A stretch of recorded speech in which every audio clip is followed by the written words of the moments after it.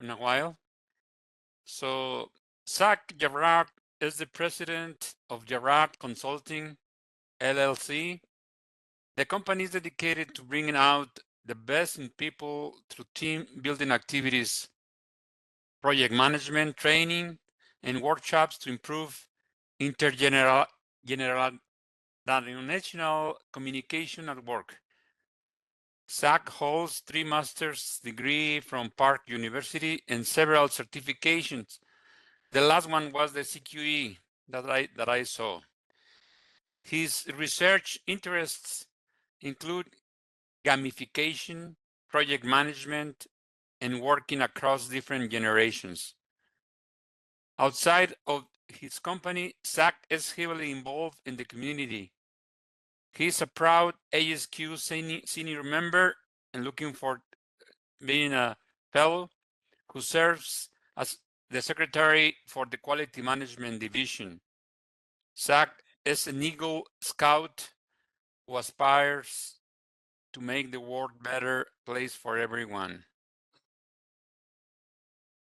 So based on that, I just let Zach explain us the conference tonight, please. Awesome. Well, thank you. And thanks for giving me a second. I work at home a lot, so um, I came in here. So my bio, it didn't mention, but for my business, so it's me and two dogs.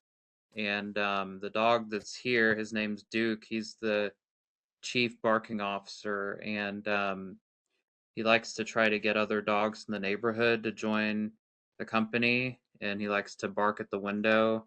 So I came in my room so that way he wouldn't bother us. But I shook his paw before we started. I told him if he's quiet, I'll give him a dog treat. So, and yeah, Hector, I did want to say thank you for mentioning the CQE. Yeah, so I have 12 certifications. I have 9 from ASQ, 3 from PMI, and yeah, the CQE. I came down to the last 2 minutes of doing that test, and I felt like I relived my time as a statistics tutor. So thank you for mentioning that. But for our talk tonight, so I'll be looking at facilitation and steering committees will be our focus. So I'll start off. I'll provide some definitions around what facilitation is. I'll talk about some of the important skills that facilitators should strive to develop. And then I'll talk some about steering committees, so engaging executives. And I'll talk about the role that each can play in our day-to-day work. So whether it's working with our operational teams, projects, meetings, maybe even higher stakes stuff that we're facilitating. And then I'll share some lessons that I've learned along the way from being a facilitator and then also standing up a couple steering committees. So to start off, you might wonder, well, what is a facilitator? Is it someone that is like talking to countries and trying to bring about international peace? Is it someone that they sit in meetings all day? And a simple way that I think about describing facilitation, it's often a person that can bring people together in a positive way. So they'll um, work to engage participants, and they might have structured discussion. They could have perhaps a agenda, so items they want to cover that they feel are important, and then team members can add to that.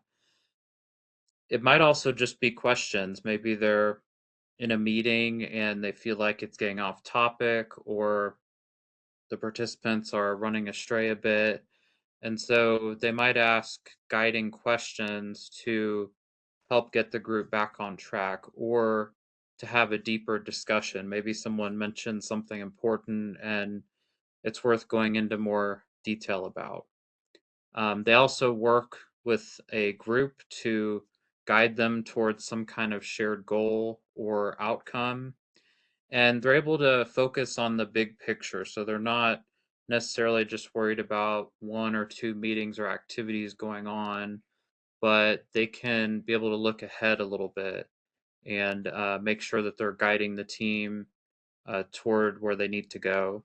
And some examples of activities that are often facilitated, meetings are one. I'm sure some of you are in a lot of meetings. I know that I am with some of the work I do. And interesting enough, I heard from one of my colleagues at ASQ a couple years ago. They mentioned that they did a study, or they heard of a study on meetings from 2019, and they found that time wasted in meetings took away about $1 trillion from the U.S. economy, and that was in 2019. So imagine in today's dollars, that'd probably be quite a bit more. Um, Facilitated activities could be another one. So team building or workshops. So maybe you have like a 2 hour workshop. So I've presented a couple of those at the World Conference or virtually. It might also be maybe a day long course or maybe a extended course. So an example of that, I taught two PMP prep courses last year, and they were two 40-hour courses. So once a week for about 3 months, I would go travel to two organizations and do 8 hour days of facilitated stuff. And another question you might have, well, how do people get into this stuff with engaging people and asking questions? And one of my colleagues, his name is Doug Wood, and if you remember, he was here with me 2 years ago when I presented on bridging generational gaps for you guys, and that's on YouTube if you want to see it. But he was actually the one that got me into this stuff. So um, before I presented at the World Conference the first time, I had I had been in scouting. So you heard my bio that I'm an Eagle Scout. So I learned how to run meetings effectively from kind of a scouting perspective. And then I built some college clubs. So I had to do officer retreats and kind of do more meetings at that point or activities. And then when I was a tutor, I spent about 10 years or so leading a study group on business statistics. And then kind of near the end of it, I did some group sessions related to writing to help freshmen with their writing classes. And I got into project management, so I was facilitating more meetings. And then I started doing speaking like this. And I remember when I was finished presenting at the World Conference for the first time, this was in 2022, that Doug came up to me at the end and he said, "Hey, you happen to be a good facilitator. I saw how you connected with the audience and asked people questions and stuff and clarified." And I remember standing there and I was like, "Oh, well, I wonder what that is because I really have no idea what a facilitator is." And when I was growing up, no one was like, "Hey, you happen to be a good facilitator." Um, and fast forward a little bit, Doug's observation actually helped me develop this talk, and then he even shared a survey with me that showed common occupations for facilitators, and it varied quite a bit. Project manager was on there, agile facilitator or scrum master was on there. There were a lot of trainers as well.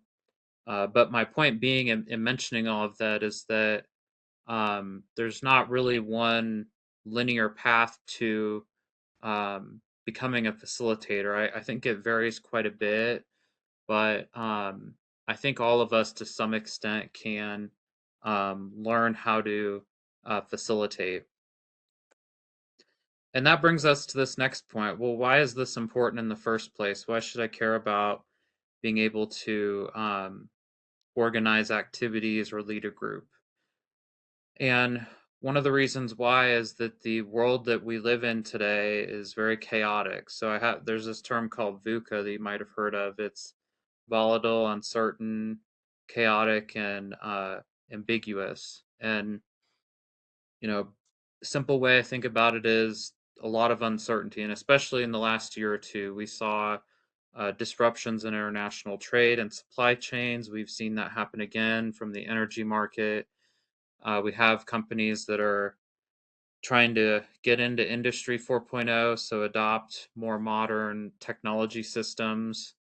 And then some companies are moving toward Industry 5.0, so where they have wide adoption of AI and automation. And within all of that, it might sound chaotic, but there's a need for various functions within an organization to work together. So to collaborate, be focused on achieving shared business goals or just goals in general for their department or individual team. And then to also have a space where they can um, provide their perspective or ideas and then also be able to monitor what's going on. So to know, hey, we're making progress on this quality improvement or this key initiative that's being worked on. And I think another reason why that's important is because of all the distractions that are around us. I'll give you an example. I have my phone right here and I have it on vibrate. I just have it there to watch the time so we don't run way over. But I've seen this with some of the teams I work with. They have a phone close to them. They're getting messages on Teams, on Google, email, all this other stuff. And so if you don't have someone that is kind of pulling them in or keeping them focused on what they need to do, they can get lost very quickly. And some of the benefits, so from developing facilitators within your team or organization, it can help make sure that the activities that are being facilitated, so those meetings or mini workshops that you have going on, that you're getting the most out of those that you can, and you're being efficient with the resources you have. You also have a higher chance of team members being engaged and feeling included or building that inclusive culture in your organization. And then you're better able to um, tap into some of those ideas that people have. So that way, you might get different viewpoints or creative solutions to the problem or to add to the discussion that the team or group is having that's important.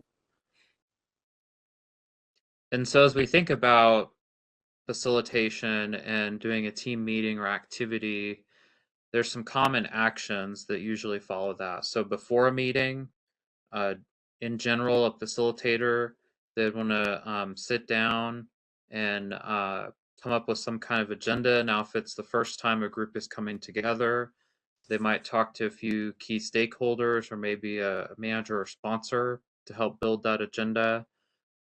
Typically, you want to try to send it out ahead of time, so give people some notice so that way they're aware of what's coming and if they'll be asked to give updates on stuff or not. You also want to look at calendars and then send out a meeting invite. And I've found if it's not on their calendar, there's a good chance they'll miss it. And try to send it out ahead of time if you can, so that way it's not a surprise. Uh, and then on the agenda, you can put questions, or maybe you make a list that's separate from that. But having some questions can help guide the conversation and then help the team at least be aware of what will come up during the meeting or activity that you're working through. And then during the meeting, so you want to start off. So you might have some people that have a lot of stuff going on. Maybe they're coming back from vacation or sick time, or the email you sent them with the agenda got buried. And so you want to take a minute and go through that agenda. And big companies do this. So, for instance, at Amazon, they do the stuff that's listed on this slide. You'll have someone that sends out an agenda, and then I've read that when their executives would meet, that they would take a couple minutes, so they wouldn't have phones or emails or any stuff on, and they would just take 5 minutes or so to review the agenda for whatever it was they were doing and then any of the supporting documentation. So that way they could be present and focused on what they needed to do. Also during your meeting. So you had those questions you got ready, you could ask some of those. And then also watch the meeting time. And as much as you can, try to stay within the meeting time that's allotted. My general rule, I try to see if I can end stuff early or close to time. If I feel like there's a compelling reason to run past time, then I will. But generally, I try to avoid it because usually people have other stuff, or sometimes on their calendar, if they have a lot of meetings, they might be backed up. And so, giving them kind of a small break from meeting or activity to activity, I think is just polite to do as much as you can. And then let's say, so we have this meeting or activity, we go through it. At the end, you want to summarize what was covered. So it could just be taking a few minutes, reviewing the meeting agenda again, talking about some of the key points. So saying, hey, this person brought up this point. This person B, they're going to do ABC, and then we'll meet again in a week from now or 2 weeks from now. And then after the meeting, so as the facilitator, you typically want to document what was covered. So any important decisions, other points that were discussed, any action items, so stuff that team members need to do beyond the meeting or activity you just had. You want to have the document that you created or set of documents posted in a shared space where team members can find it.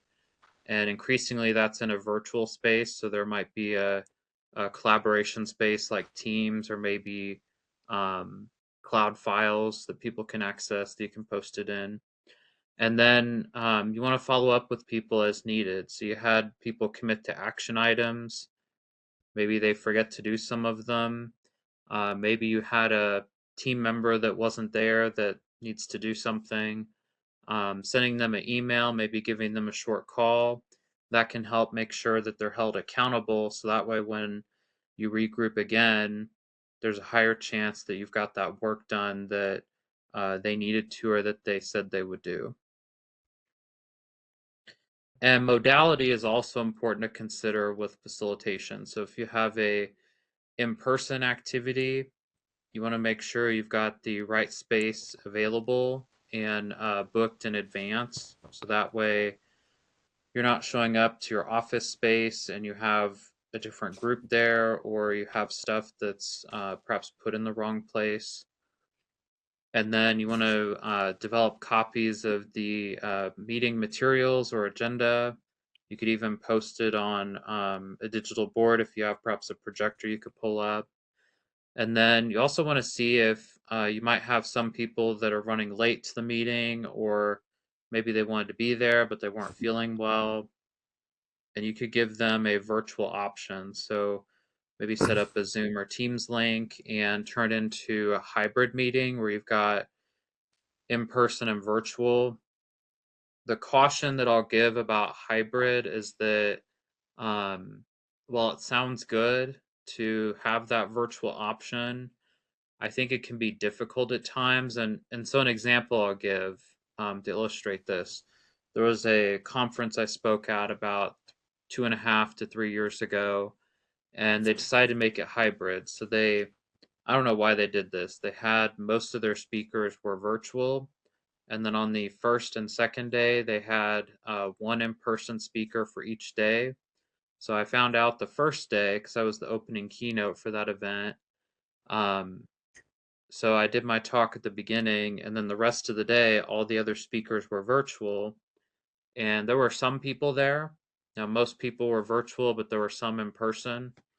So I go back to that conference the second day, and there were even less people that were in person because most people found out that they could just attend virtually and still get access to the same stuff. Um, and something else I try to do for in-person meetings, I try to bring snacks. So on the next 2 Fridays, I'm actually teaching some continuous improvement courses. And what I've done for those when I go and travel to this group I work with, I'll always bring snacks. So I'll bring some water and then some crackers and granola bars. And it does cost me a little bit of money, so I don't get reimbursed for it. But I just feel like it's a courtesy. And then I try to bring like free or giveaway stuff. So I'll probably bring some copies of the quality management forum that I have, some copies of the measurement quality division pins. I just think it's nice to have, and then it helps set kind of a positive tone for our training that we'll do.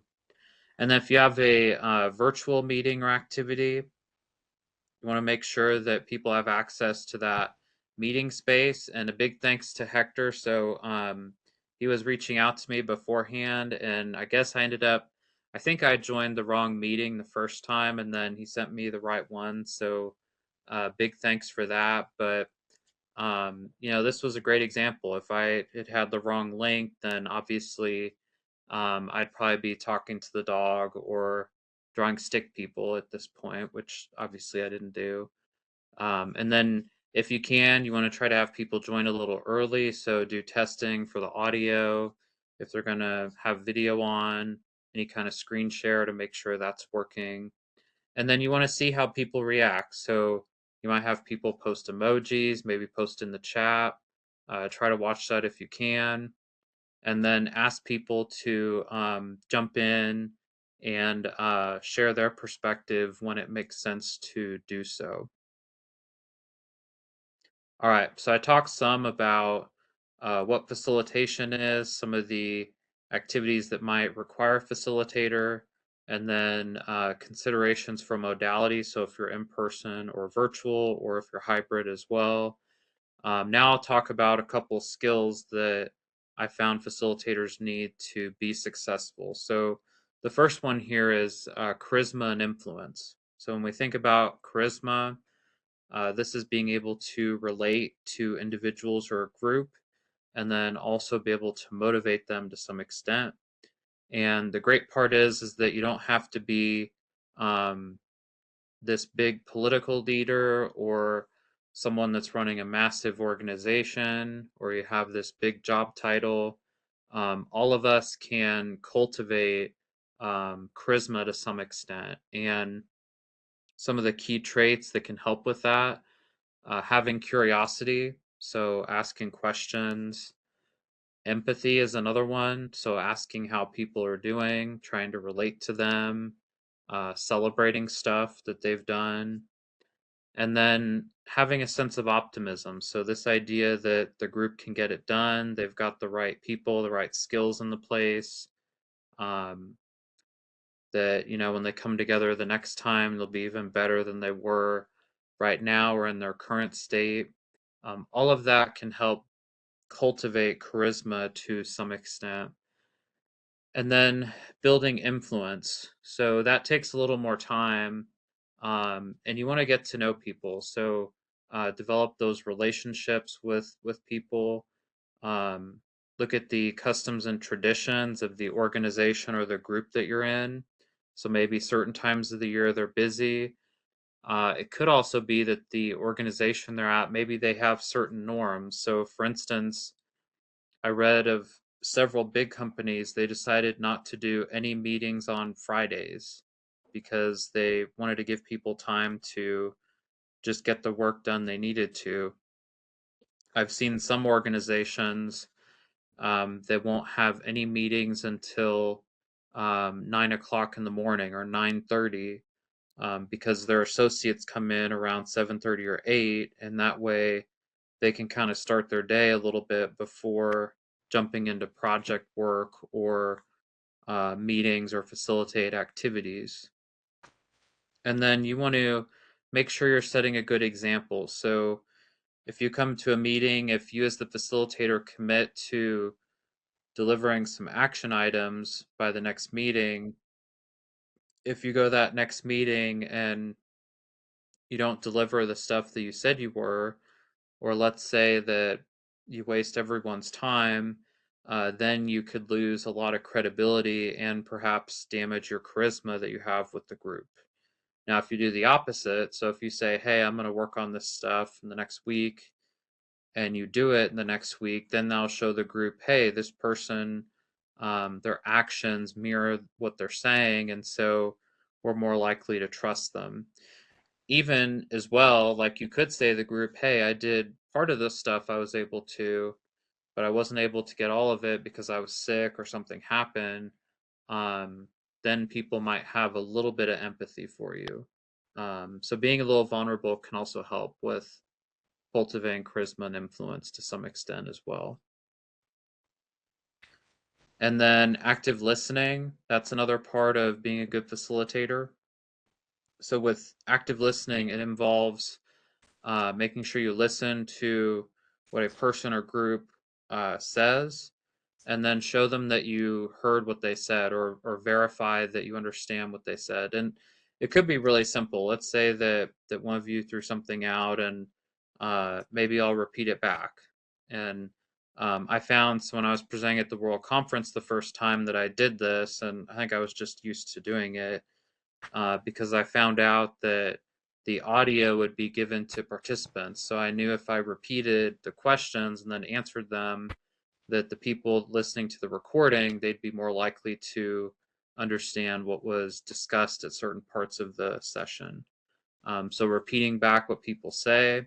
You can also ask clarifying questions too. So if you're not sure, you could say, hey, tell me a little bit more about ABC, or um, you brought up point ABC. Have you considered point D or option D? Asking those kind of follow-on questions, it shows that you have interest in the topic and then that you're paying attention. And as much as possible, you want to try to be as present as you can. And there are actually a lot of groups that have looked at mindfulness. So it's being able to be present and focused where you are. Even the U.S. Marines and the military have invested in mindfulness training for military leaders as well. So that way they can be present. And then some key points to think about related to active listening. It's 100% okay to look away and take notes if you need to. Um, for people that I've done career coaching with, studies have found that if you take notes during a job interview, it gives the perception that you're detail oriented and it's considered acceptable. And then you want to follow up. So ask those questions. Maybe you email or call someone if you think of a question. And let's say it's after that meeting or activity. I mentioned the clarifying questions.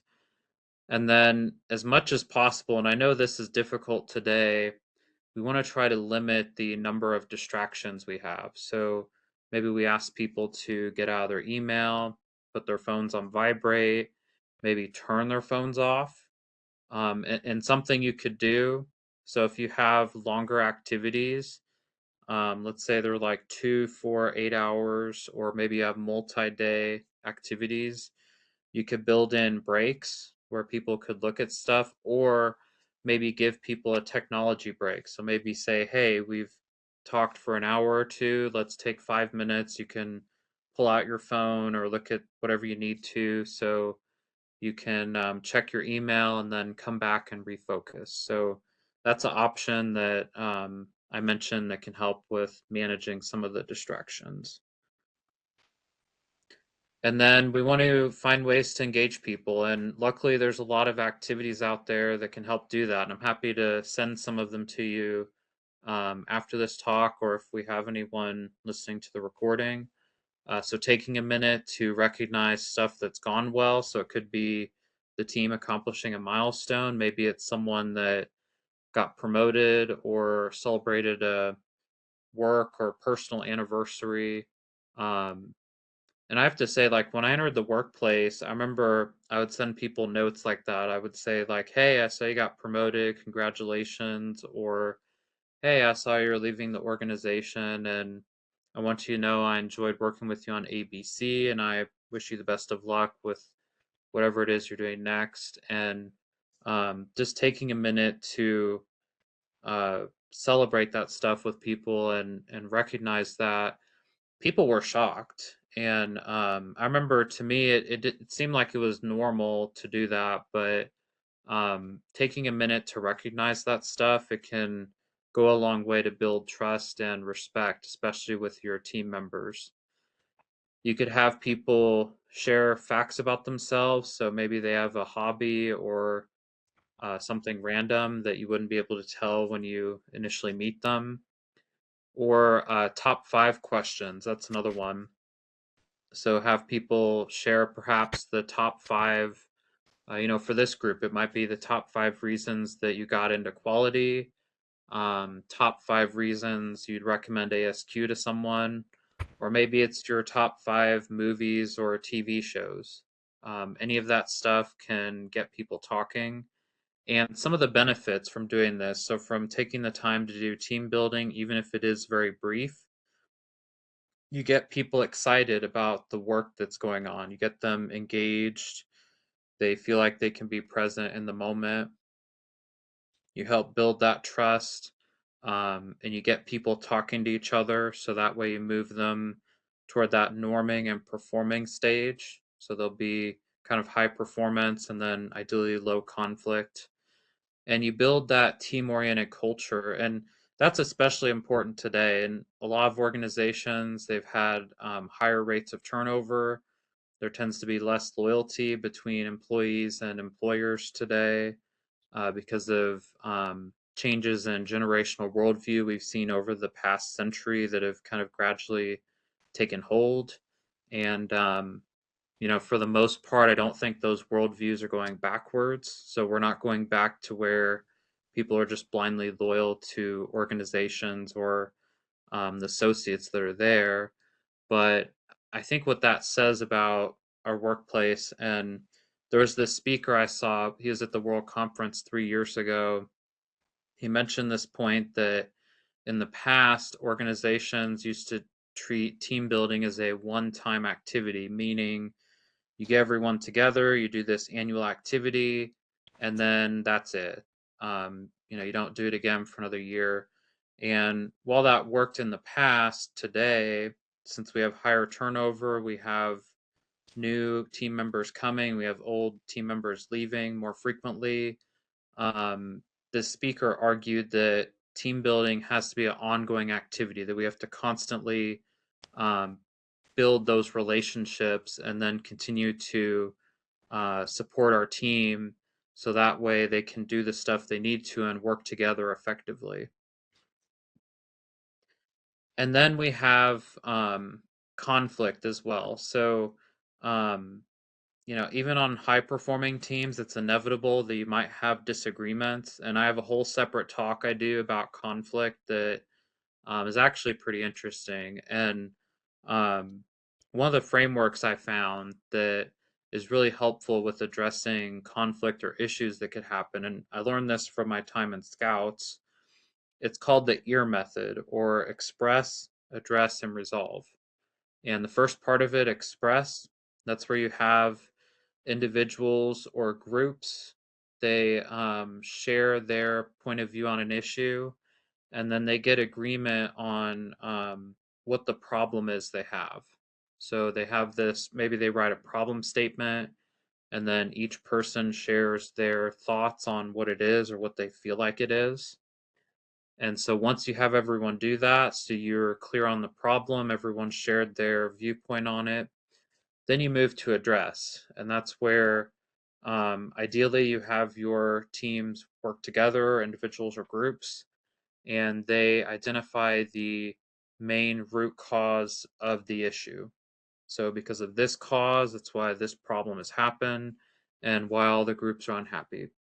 And once you get through address, then you move to resolve, and that's where you have the individuals or parties involved come up with a team-oriented solution. So, if possible, some kind of win-win, but again, that's not always attainable. Maybe it's a compromise. And some points to think about as we're managing conflict, especially as a facilitator. A really important one is that you want to make sure everyone feels heard.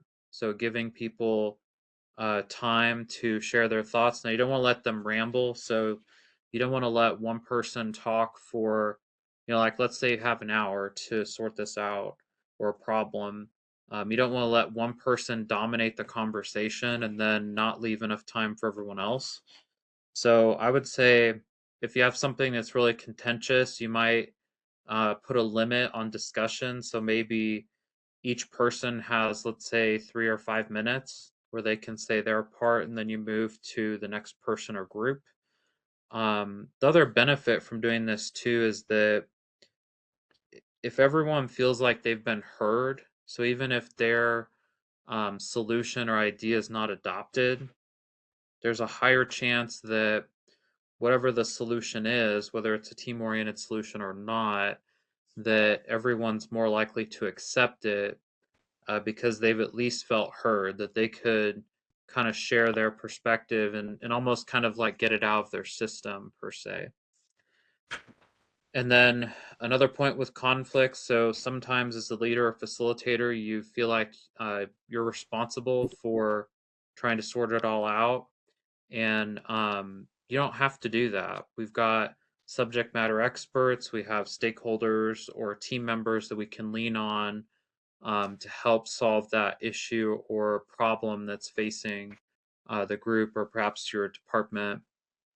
And then let's say that you've done all that you can, so you've brought the team together. As the facilitator, you've tried to help, the team has tried to help, and it's not working. Then at that point, you want to escalate it. So try to get someone else involved, maybe a manager, could be a project sponsor for an initiative, maybe a senior leader, any of that stuff. As long as the team has done all they can to solve the issue and it's not worked, it's totally fine to escalate if you need to. So that way you can get that issue resolved or at least moving in the right direction to get it resolved. Ooh. All right, so those were some of the key skills for a facilitator to develop. So now I'll take a little bit of time and I'll look at steering committees. So when I think of a steering committee, I imagine you've got key stakeholders or maybe advisors or perhaps sponsors. So it could be upper level managers in an organization, and they're brought together to talk about a specific project or initiative that they are all working on or have a interest in. And steering committees, oftentimes they can be a bridge between the people doing the work. So it could be a project team or quality improvement team. And then also the managers. So the mid or upper level managers that have a stake in what's going on. And this helps give a element of transparency. So make sure the team and the sponsors are aligned and they're getting the help they need both ways. And then you have obstacles that are addressed. So if the team runs into an issue, if they're not able to sort it out, they're able to escalate it to the steering group or a given senior leader on the steering group and then get that obstacle addressed fairly quickly. And some examples of work that could involve a steering committee. If you're getting new technology systems that are really big, so it could be an enterprise resource planning tool, um, AI tools as well, depending on the scale of them. They might involve kind of an AI governance group or steering group. If you've got projects or quality improvement that are going to change the culture substantially at the organization or how multiple groups work. If they're really cross functional in nature, that might involve a steering committee.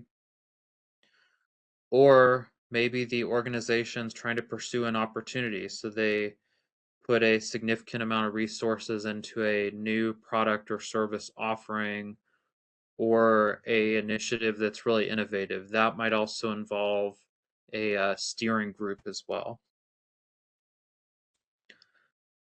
So why do we have these groups? Why do we have specific facilitated activities for our executives or our sponsors? It's all about giving them insight. So that way, you've got transparency. So these individuals that are putting a lot of money and resources on the line, they're not in the dark about what's going on. but then you also get them involved when you need them. And odds are you will need them to answer questions or provide their expertise to get problems solved. When there's a focus on achieving really big stuff that is on a tight schedule, or maybe you're doing a transformation, so you're introducing stuff that will totally change the way associates or teams work in the organization. And then if you've got risks and obstacles, so if you have positive or negative risks that go beyond one individual or one functional unit, you might have to have different functions work together, or the enterprise as a whole comes together to help address some of those risks that go beyond what one facilitator or one small working team could deal with. And some of the benefits from having a steering committee, especially on a big initiative, one is that you've got deeper stakeholder commitment and engagement. The steering group, they're able to monitor what's going on and be as involved as they need to be. So that way they can see team progress throughout that initiative. And then this also helps with risk mitigation. So recognizing that for this really big initiative, you've got to have these managers and sponsors and stakeholders involved, or else if there's a big negative risk that happens, um, it could perhaps jeopardize the whole initiative or transformation that they're working toward, which could end up costing more money. And so when we're facilitating a steering activity or a meeting, it's a little different than doing a regular meeting or something like we have now. So as we get ready to engage executives, especially if it's the first time that they're doing this, you want to get some kind of talk ready or something brief, and make sure that the executives know the purpose of the committee. So why they've been brought together, what their goals are. And then oftentimes these executives, they might have um, gatekeepers or maybe staff that assist them, maybe a chief of staff or a administrative assistant. And oftentimes they're the gatekeeper. So you want to work with them to try to coordinate with some of the executives. And then make sure that when you go to that meeting, you've got questions ready to ask them. And then if there are problems that you need to talk about, make sure you have some options ready. So that way the executives know that you've talked to the team about some of the issues and you've got some potential solutions ready. So that way, if they agree to them, they can jump on it. And then during the steering meeting, especially if this is the first time they've come together, you want to get that meeting cadence together, give them updates on what they need to know.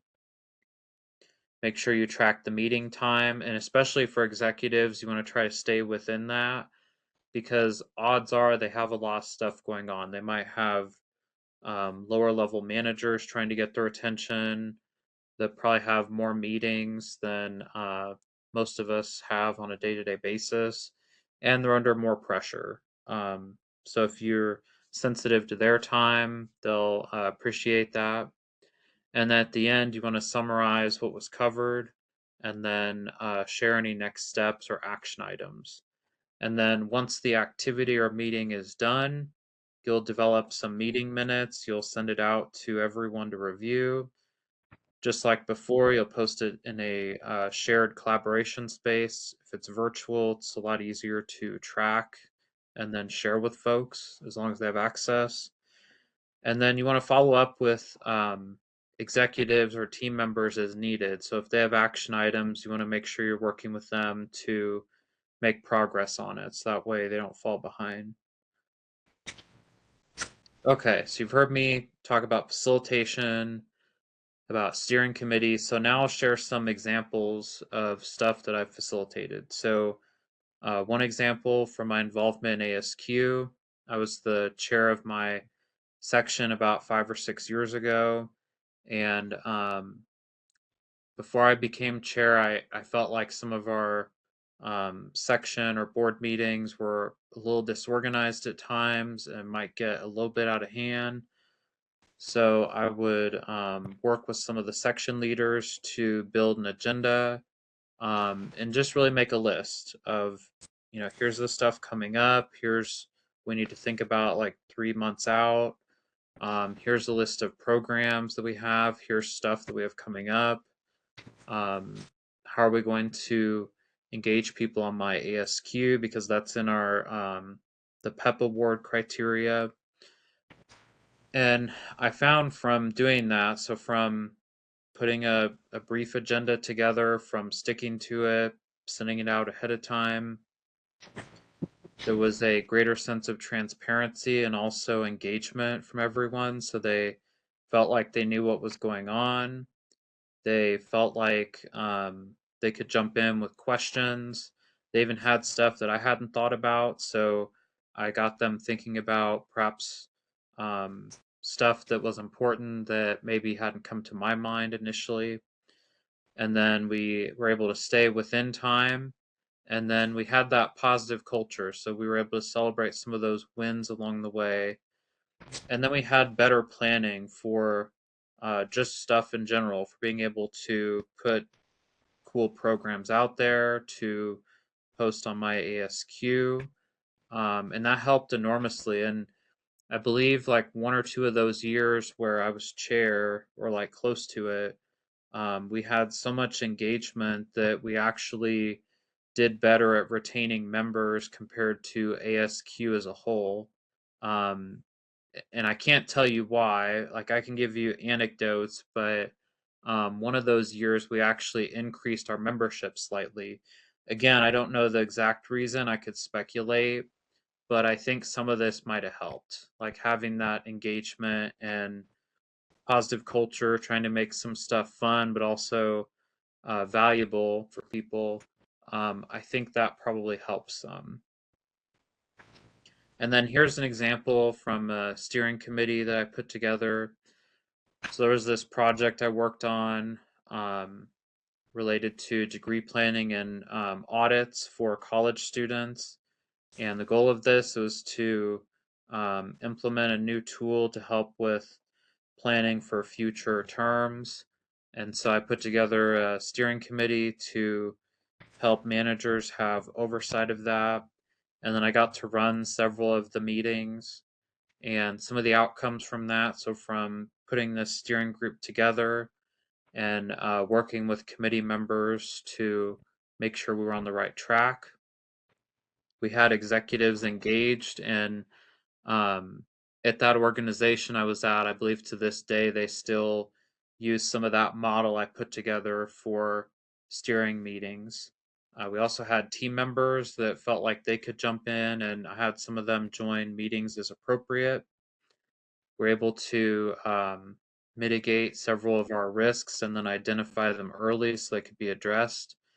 And then we help create accountability at a organizational level for the work that was being done. So realizing that this initiative, it was going to be successful if we had the right people involved, that we didn't just have one person, the project manager or the facilitator, trying to manage all the risk by themselves.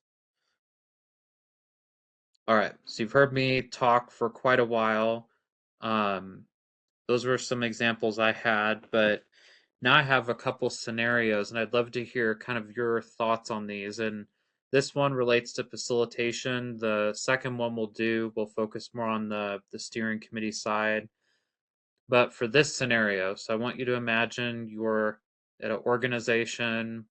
Let's say you've had a team meeting that um, happened, and the agenda was not clear, so you were all thrown into a meeting. It wasn't clear what was going to be covered. Um, you're coming back together.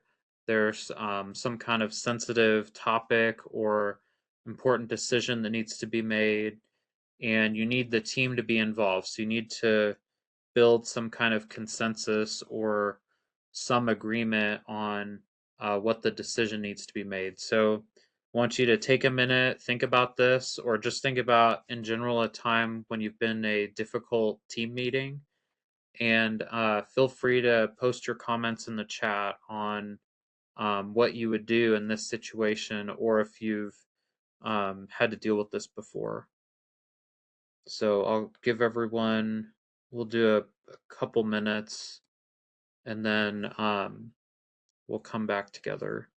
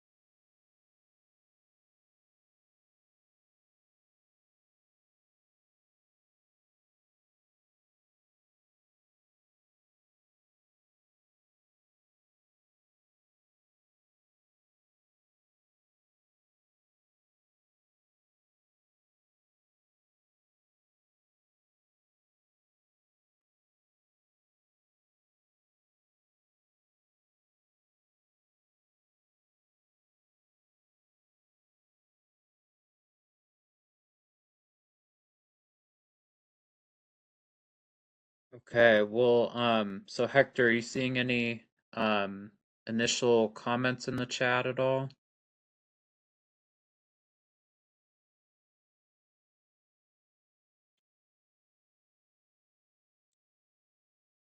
I I I think, Zach, that I would recommend, yeah, to clarify what is the goal of the meeting, and based on that, I just work with the team members in a positive way, and be uh, proactive to get them in the discussion after the goal is clarified.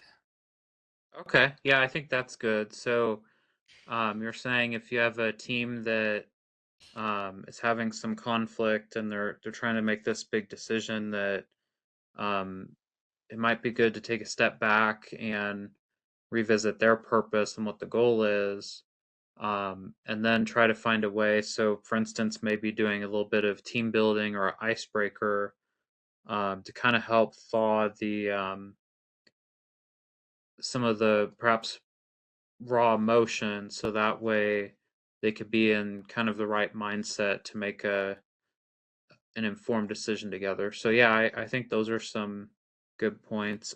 Do you see anything else in the chat at all from anyone?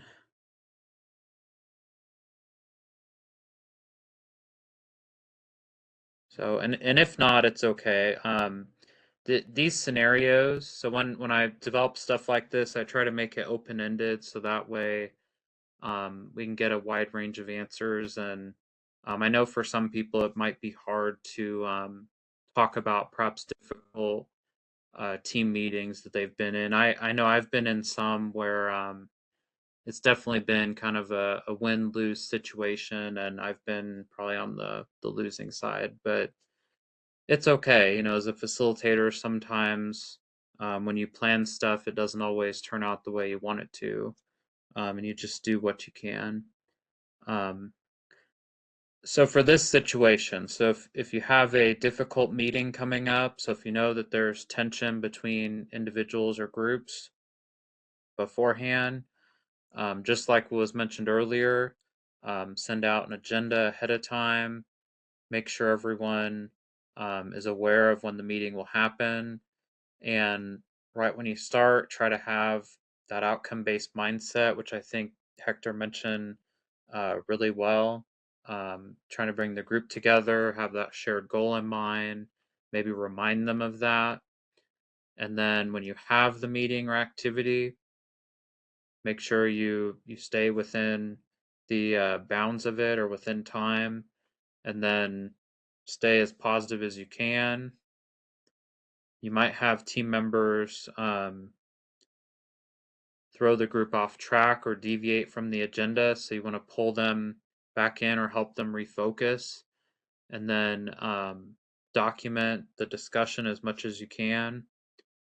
And then make sure that everyone feels like they're able to provide their perspective. So feeling heard, that helps get buy-in and perhaps thaw some of the tension. And then afterward, send out that summary. Follow up on the relevant action items or stuff that the team said they would do. And then if it's a longer meeting or activity, maybe give them a break. So let's say you have like a 2-hour meeting. Maybe in the first hour, it gets a little dicey or there's issues. Maybe halfway through, give everyone 5 minutes to step away, come back. They might feel refreshed, or maybe some of the emotions they had might have calmed down. So it makes the stakes feel like they're lower.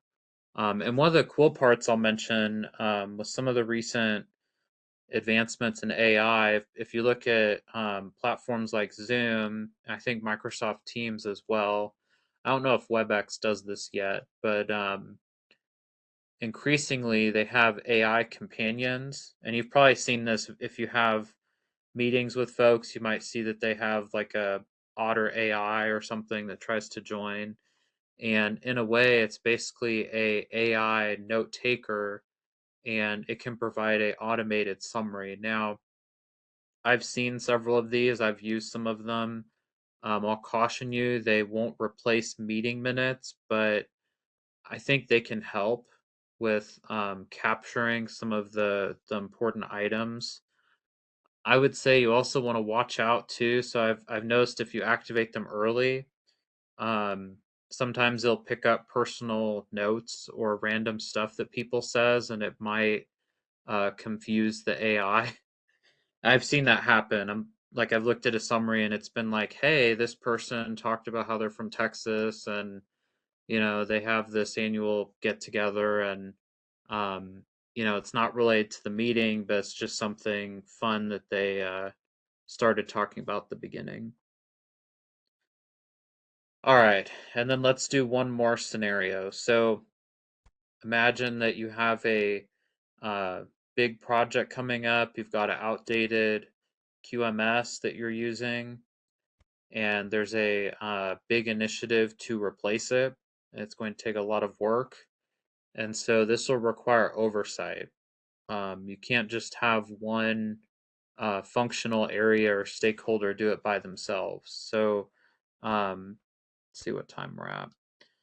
So go on ahead, take a minute, and just post in the chat what you think you would do about this. And to give you a hint, for this scenario, this is more focused on steering committees than it is on perhaps conflict.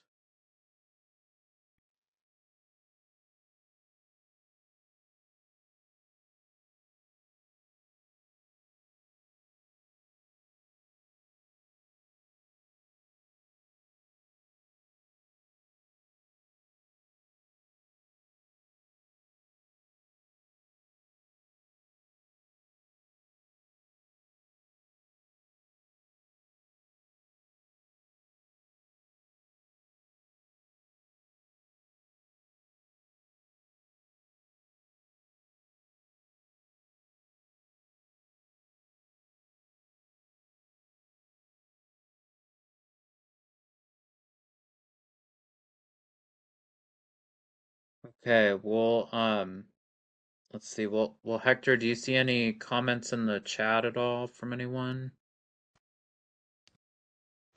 There are a lot of participation. For this scenario number 2, I just put always continuous improve the management system, the quality management system, because if you don't keep it alive, it's going to be obsolete, outdated, like you said. So that's what I wrote. But there are a lot of people that told me that what are their concerns, what works in current system, what are the problems. Does the proposed solution address the problem? And now says assemble a team with the needed expertise and experience. Awesome. Thanks for sharing all those, Hector and everyone. I think those are all really good, and especially with a initiative like this, sometimes what your steering group might be involved in is pre-planning, which I've seen before, and that's where you might be evaluating different vendors, gathering those requirements up front, so making sure you're clear on your current state, where you want to go in the future, so that desired state or future state, and you've got the right requirements in place. If some of that work isn't done well in the beginning, then um, I'm sure as some of you might have experienced, it can cause a lot of problems down the road. Something else to think about too as you're doing your pre-planning is to build a stakeholder register. So think about, and some of you mentioned this, concerns people might have, some of the negative or positive risks that can happen. Um, is a steering committee required on this? Probably if it's big enough. And then think about some of the enterprise risks as well. Um, and how the organization might mitigate or build contingency plans to address risk that could happen. So as I step back, so looking at the time I've spent facilitating activities and a wide range of meetings, as I look at some of the activities I facilitated, so I found having recurring activities or meetings can be helpful, and especially having that on people's calendars, or trying to get it early um, helps remind them that it's coming up. And then, as much as possible, I try to jot notes down. Now, increasingly, I've used AI companions to help do some summary work, but I still find taking my own notes is helpful. And then restate what groups or individuals say. So that helps make sure that they know that I'm at least trying to listen to them. And then be open to ideas. So you might have team members that throw stuff out there that you hadn't considered, or the team, and try to be open to those as much as you can. And then in terms of bringing a steering committee together, the administrative assistants, they're often the gatekeepers for some of the executives. And so building and sustaining relationships with them is important. Something else that I found too, there's actually a administrative professional day, and it's I actually think it was last April, or sorry, last week. So I think it's usually like that third or so full week of April. It's usually on a Wednesday, and places recognize that. They get stuff for their administrative assistants and celebrate it. So sending a note to them on that day can help build that relationship.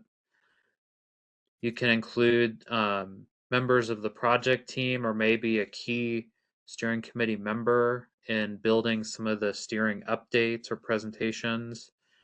And then, as much as possible, you want to make sure that you're transparent with the steering committee and the team.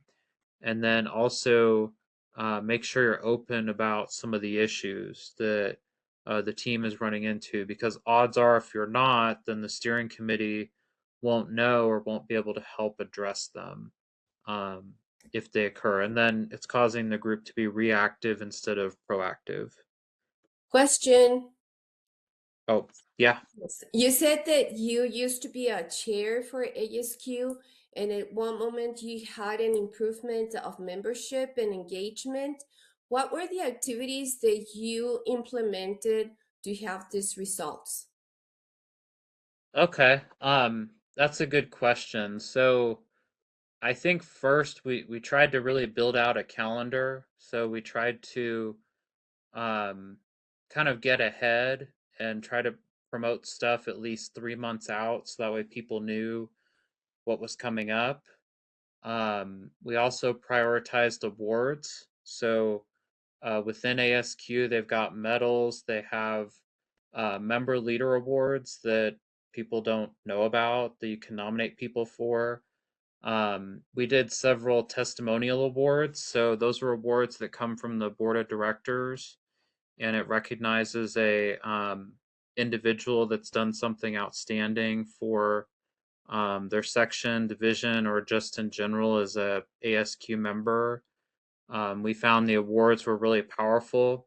And to give an example of that, the chair before me, we gave her an award, and her company thought was a big deal.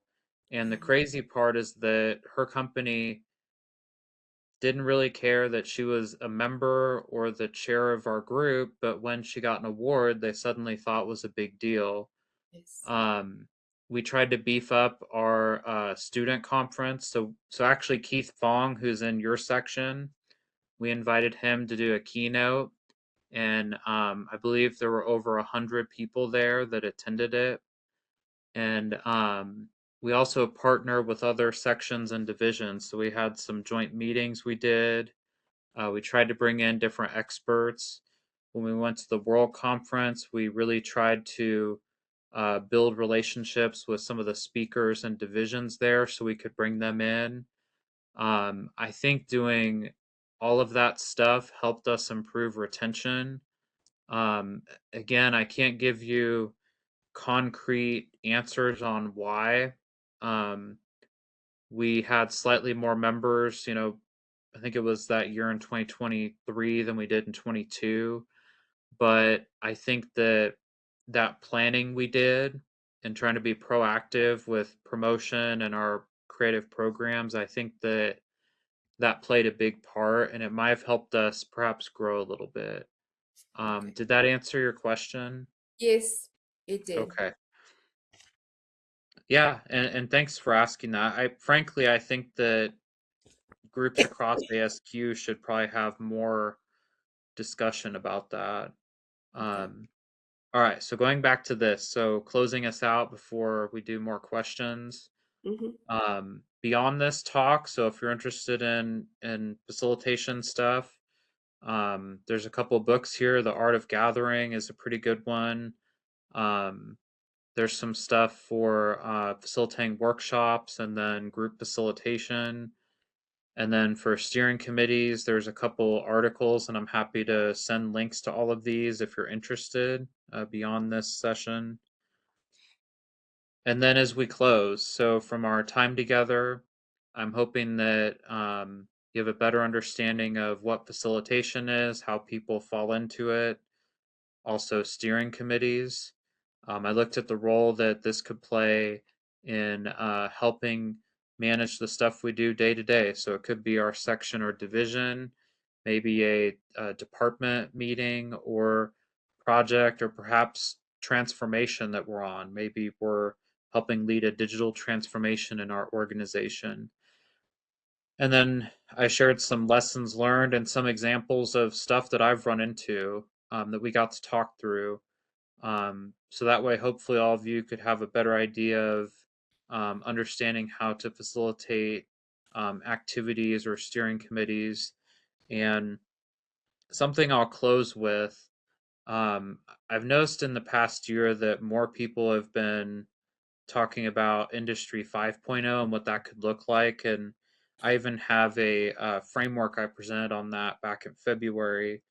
And one of the key points I keep hearing about is that as AI and automation do more, um, there are certain skills that won't be able to replace. And I think one of those is being a facilitator. And I think as we have the pace of change accelerate, as we try and navigate the uncertainty in the world or events that are affecting our teams or our organizations, I really think having good facilitators, so people that can bring individuals together, keep them focused on goals, help guide them in a positive direction, I think that's going to be critical.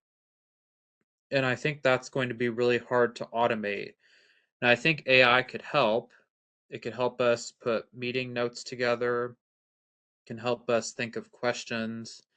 but at the end of the day, it's going to be a person that'll be facilitating stuff. Now, maybe in the distant future, if we get a robot that has general intelligence and it's trained, maybe we'll have a machine facilitator. But I think in the short term, it's going to be people like us, and it won't be machines per se that'll be doing facilitation. And the other point I'll mention is that I had mentioned that the path to facilitation can vary quite a bit, and just realize that you don't have to be in it by yourself, that there's folks like myself, and here's my contact information that can help.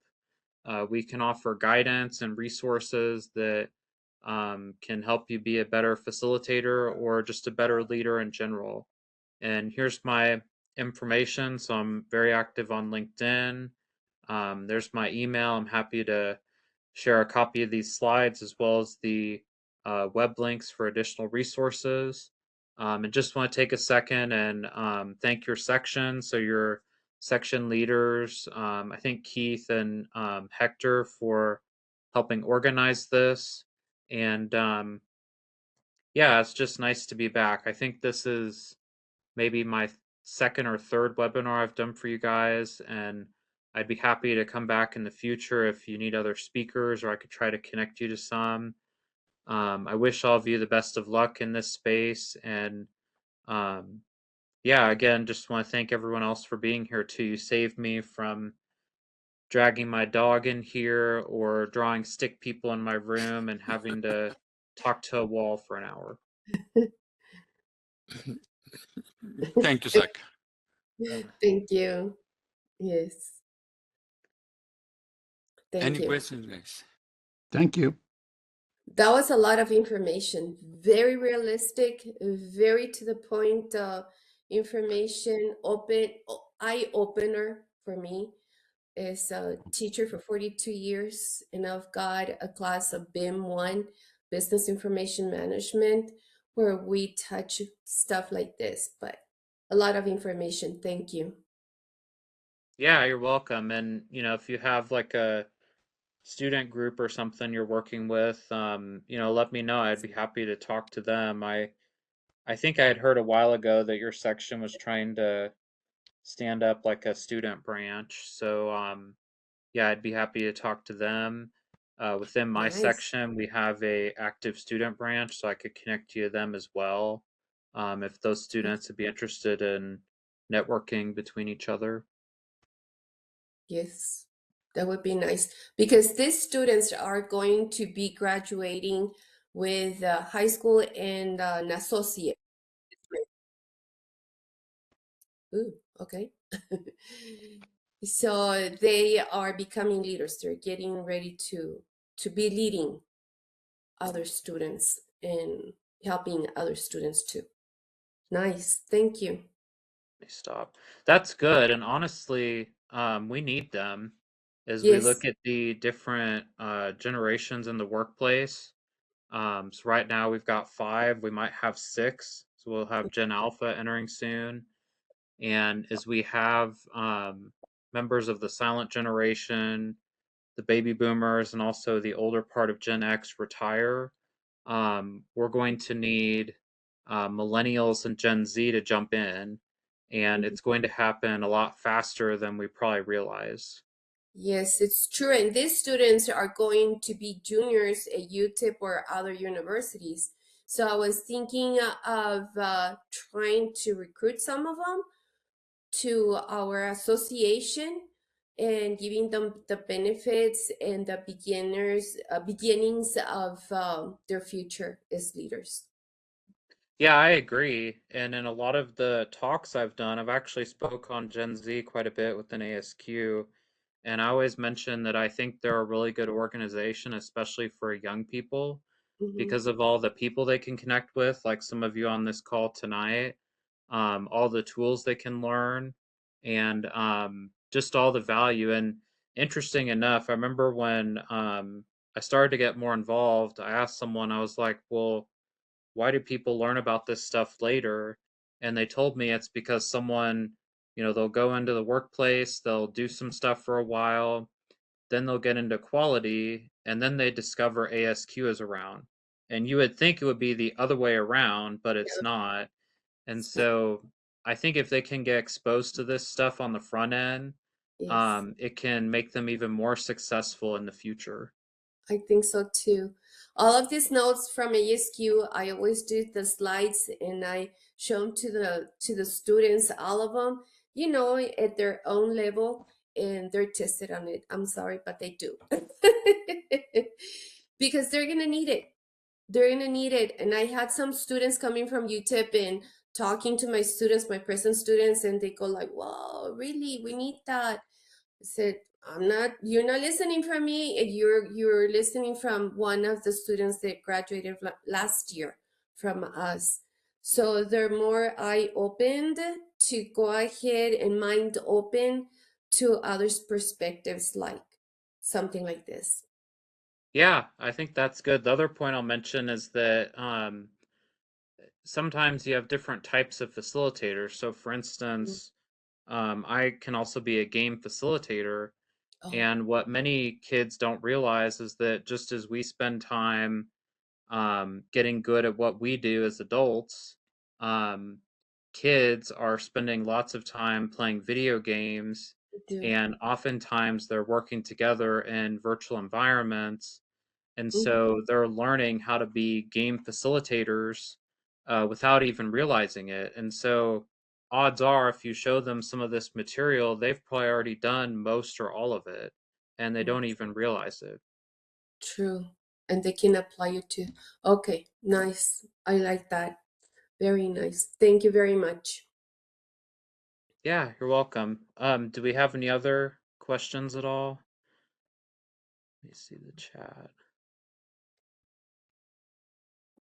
See if I missed any. Zach, what do you recommend for a kid that is being from university and he don't have access to anything like this? What do you recommend for him? It's gonna work with the different generations of workers. So, what is your recommendation? Okay. Wow, I feel like we're going back to 2 years ago for a second. And that's fine. Uh, I would recommend that they try to be open to different perspectives. Also find ways to connect with people that are different from them. So look at some of their hobbies or activities they do. Volunteering is something that I think could be helpful. So, for instance, something like scouting or joining a group like ASQ, becoming a member leader, even if it's just a small role. Um, I think also trying to work somewhere part time. For instance, this wasn't in my bio, but I was a tutor for 12 and a half years. So I got to work with a lot of people that were older and younger than me. And as time went on, I got less intimidated by people older than me in that role. I also think they have to remember that for the older generations today, that they used to be young people too, Right. Mhm. even though it's hard to believe. I know some of the young people today are probably like, well, how did people get around without cell phones in like the 70s or 80s? But, you know, people did. So um, I think realizing that they grew up in a different time and that might bring a different perspective, um, seeing that more as a positive than a negative. And I think it can go both ways. I think that there can be stereotypes between young to old and old to younger generations. And with part of the work I'm doing, I'm trying to help dispel those. Because whether we realize it or not, we all need each other, especially today more than ever. We have this AI stuff coming into play much faster than Mhm. any of us thought. Yeah. um, Changes in one region of the world affecting all of us, all this disruption.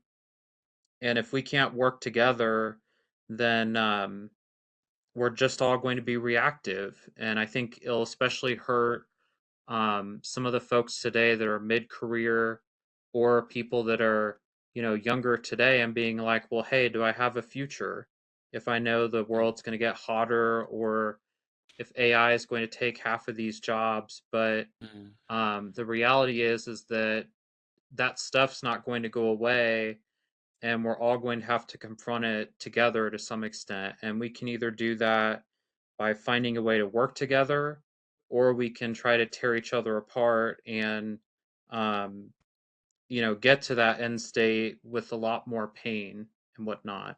But going back to your question, for high school students or college students, so having that sense of curiosity, um, developing listening skills would be good. And, maybe finding a mentor too. So if they have an older person that's willing to work with them, and maybe they become a mentor themselves. So maybe they do reverse mentoring. I've even had people like, I might not look like it. I'm about to turn 33 in a few months, No. but I've had folks that I've mentored too. And many of them have gone on to be successful. I actually had one that won a major quality award earlier this year. Cool. And yeah, and I mean, for me, I think the cool part is that if I can help someone be able to do more than I can, in my mind, that's a win. Nice. Nice. Thank you, Zach. Mm-hmm. Oh, cool. Well, do you guys have any other questions at all? No. Jack, No, I don't have anything. Morris, Mm-hmm. Michael. What breed Well, is your dog? thank you. Nothing I for appreciate me. it. I'll be at the World Conference too, so if any of you guys are going in May, I'd be happy to meet up in person. And yeah, if you guys would like me to come back for a future meeting, just feel free to let me know. Zach, there's one question from Morris. Yes. What kind of dog you have? What is the breed? Oh, oh yeah. I get this question because I mentioned the two dogs work for me. So Duke, he's part poodle and rat terrier. He is I think he's 11 and a half, so he's gonna be 12 in the fall. And then my sister's dog, so her dog's name is Max. He's the junior barking officer for my company. So he's hard at work while I'm here talking to all of you. But he is 100% golden retriever, and he's gonna be 2 in June. And so yeah, when I